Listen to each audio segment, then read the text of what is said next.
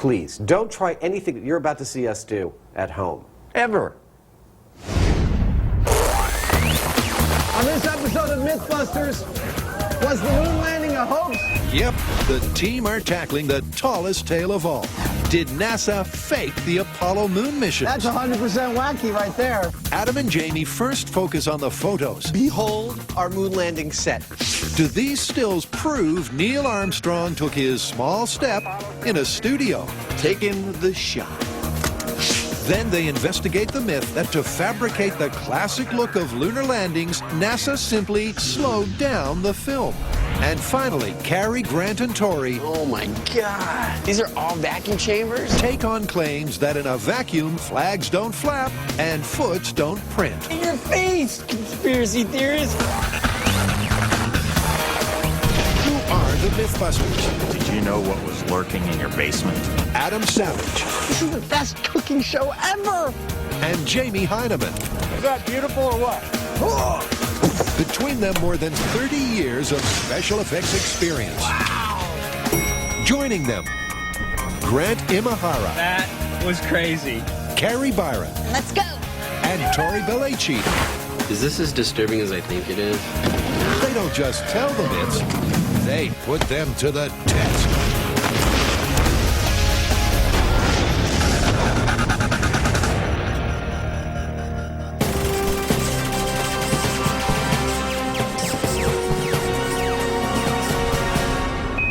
Let me guess, we're doing what? Moon landing myths? We are. Perhaps one of the biggest myths of all is that NASA faked the moon landing and perpetrated a hoax on the American people. So pervasive is this myth that 20% of Americans today still believe it, and we're taking it on.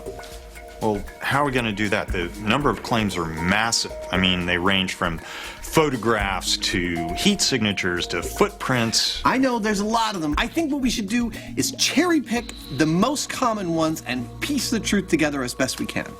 Like a jigsaw puzzle. Exactly. On July the 16th, 1969, the world watched, wondered, and worried as three brave astronauts headed for the moon. The Houston thrusters go, all engines, you're looking good. Then 5 days later came that extraordinary moment in time Eagle has landed. when Neil Armstrong took those first tentative extraterrestrial steps. That's one small step for man, one giant leap for mankind. 11 men followed in Armstrong's footsteps, each stride filling the earthbound audience with pride and confidence in scientific endeavor. What a view, isn't it, John? It's absolutely unreal. But did we really leap into the future? Or were we pushed into believing a giant PR stunt? Did NASA pull off the greatest cover-up in human history? Oh, yeah, perfect. Growl like a tiger. Mew like a kitten. Guess what our first myth is? Still photography? Yes! Most of the alleged evidence that NASA faked the moon landings comes from NASA's own photography, which theorists claim shows clear evidence the moon landing was faked in the studio and could not have been filmed on the moon. Say hoax. Hoax! So these are the photos the guys will focus on. According to Apollo hoax advocates, this shot was taken in a studio because the shadows are not parallel. Supposedly, that's something that could only happen with multiple light sources. Then there's this image of an artfully lit astronaut. Conspiracy cheerleaders claim if he really was standing in the shadow of the moon module, you wouldn't be able to see him so clearly. You know what? Let's do parallel shadows first. How do you want to test it? Oh, I think we should do a large miniature because we can test the placement of all the various elements. It's kind of a complex thing. Yeah, we need a lot of control over those elements. Exactly. All right, let's do it. So, first up, the guys need a single, super-sized light source to stand in for the sun. Amy, I'd like to introduce you to your son. Over here, I look like one of the aliens in Close Encounters. That's the solar. Now for the lunar. Cue the build montage, because Jamie's making a moon. I've got a good first start on my lunar set. It's just spandex and, let's see, Portland cement with a little bone black, which is basically black powder. That could not be better. What do you say we turn on the lights and see what our shadows look like? Yeah, let's see the light. Let's turn it around. I'm spinning around. Watch your eyes. What do you think?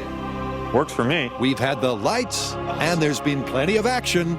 So where's the... This is the camera that we're going to use. It's a Hasselblad that's very similar to the one that was used on the moon, except that we put a digital feed out the back so that we can look at the images in real time on a monitor and make comparisons to the original shots. All right, with our sun in place, man, in addition to looking totally freaking awesome, it's pretty clear here, with the ship and the rocks both on a flat surface, that their shadows are totally parallel. And that is what the myth proponents say the NASA photo should look like. Instead, you can see the rock and landing module shadows are in different planes. Now we need to figure out what it would take to make them not parallel. Yeah, let's play with the topography underneath it and see what we can get. Conspiracy theorists say there's only one explanation for this.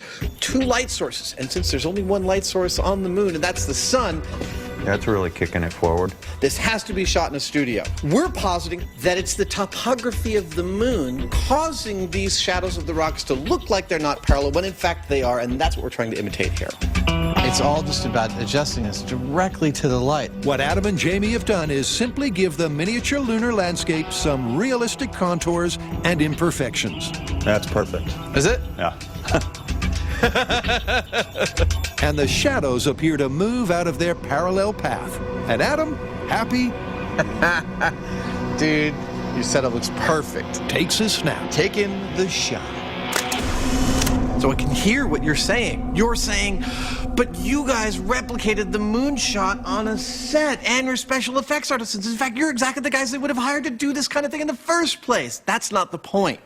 The point is we're addressing the specific claim by conspiracy theorists that this photo has only one explanation, and that's 2 light sources. We've demonstrated here 2 shadows which are parallel from a single light source, which we've made look far off parallel using only the topography that they're sitting on. And I guess that means it's busted. Totally busted. You can achieve shadows that do not look parallel from a single light source.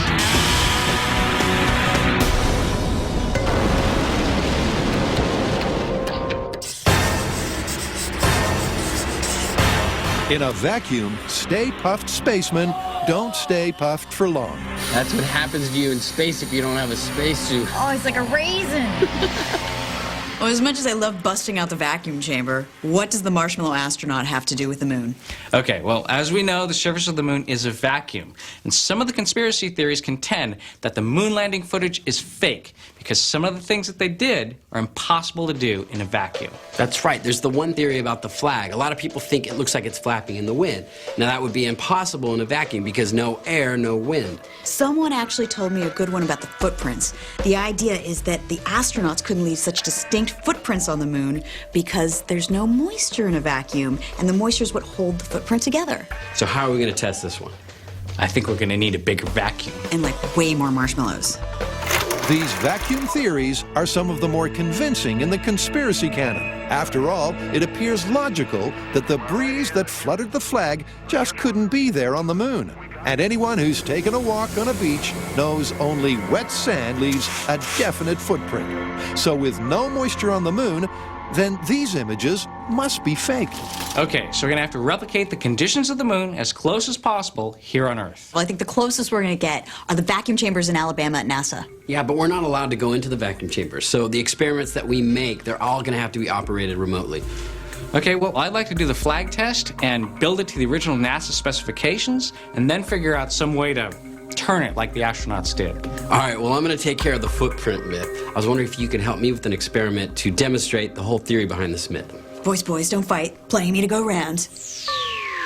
Outside M7, Tori sets up the demo with the closest thing he can find to lunar dust. Actually, it's plain old sand, one half of which Tori moistens. Now, conspiracy theorists say that this clean of an imprint is impossible because you need moisture, and since there's no moisture on the moon, this cannot happen. Now, I'm going to demonstrate what they're talking about with this sand here. I have dry sand and I have wet sand. We're going to have Carrie put on a moon boot. You know how to moonwalk? Okay, so the answer is no. She's going to step in both, and we're going to see what kind of impression is left behind.